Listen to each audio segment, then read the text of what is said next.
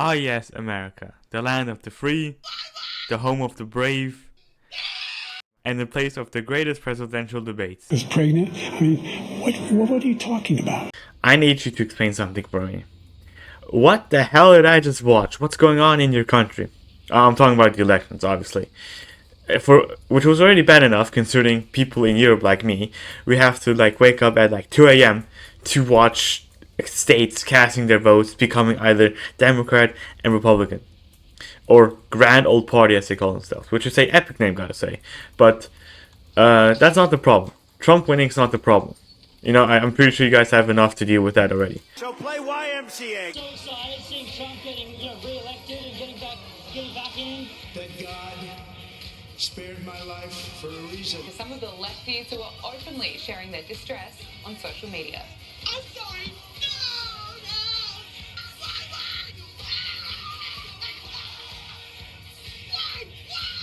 Why? Do you really hate me that bad?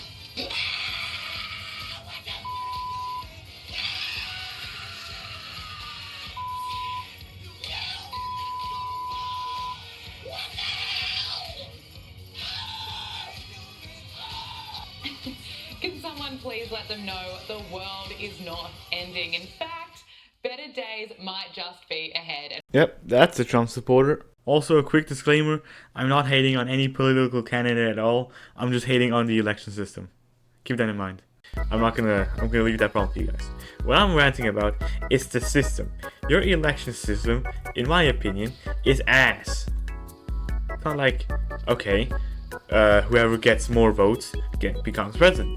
No, you have to make it complicated, and 84 out of the 50 states, Nebraska and I don't know, was it Maine? I'm doing some different shit, but most states have electors. Most states have electors, and if that party wins that state, they get all the electors, thus counting to the votes, and the loser party gets absolutely fuck all. Winner takes all, which is all fine and all. I mean, I get it. You're trying to simplify counting, but problems like, I don't know, in Hillary Trump, I'm pretty sure Hillary got 2 million more votes, but they didn't fucking matter considering Trump got all the fuck all country states in the Midwest, and they had more power over than the people in the Republicans in California, which also counted to the total votes. It doesn't just make sense to me why you wouldn't just say, okay, this state gives that many votes to the Democrat, that many votes to Republicans. Also, having only two parties is dumb enough as it is. I mean, yeah, sure, there are other parties. There is, the Green Party with Jill Stein. She hasn't accomplished fuck all in her career, considering the Green Party in every country that isn't Democrat or Republican is fucking irrelevant. They play some role, but come on. It's basically either red or blue, Democrat or Republican, which is already dumb enough considering in most European countries you have left being liberal, and you have right being conservative, and you have everything in between to solve different problems, which is good. It also starts big political debates, but America has enough of those, so there's not much of a difference here between America and Europe. Unlike in America, in Europe, in countries like, I don't know, Switzerland, which is, considering Switzerland is a direct democracy, and America's considered to be a indirect democracy, even though you guys love to talk about freedom and free speech. Yeah, you can only choose Democrat or Republican. If you choose something else, it doesn't fucking matter. Keep in mind, I am not ranting about the candidates. There can be good work. I'm not saying both the Democrats and Republicans are bad. I'm not saying that either party is terrible. I'm saying they're not fit for everything. So when you only have two options and neither option is good, then you're pretty much screwed. In Switzerland, you don't have a president. You have what's called. You basically have the parliament. You vote for the parliament. That's it. In the parliament, there's there's a House of Representatives type thing, and there's a Senate type thing, right? The people in the cantons, which are basically Swiss states, they can vote on which person represents them in the Senate. and each canton gets 2. Some of them only get 1 because they're a half canton. That's the most complicated thing about the Swiss system, which comparing to the American system is simple. And then the House of Representatives is where all the parties are, and the people vote on which party they want representing them. And in that, every half a percent is 1 seat in the parliament, and depending how many votes you get, the more seats you lose or get. Right? That's the people voting on the parliament, and if you had the parliament votes on the executive power, I forgot how it's in English. The parliament, which the people votes the 7 people which are basically do the president's job, basically.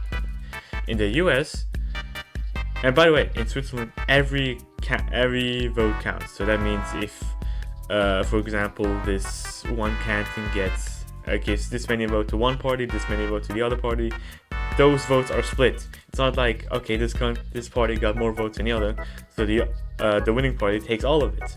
Meaning, all votes are meaningful. If you're say a Republican in California, you can pretty much give up anyway. That state is not going to become red anytime soon. Same with Texas. If you're a Democrat in Texas, you're not gonna. Your vote doesn't fucking matter. Also, the fact that cities are mostly Democrats and all the countrysides are Republicans, pretty much funny. It goes to show that there's more rednecks in the US than people living in cities.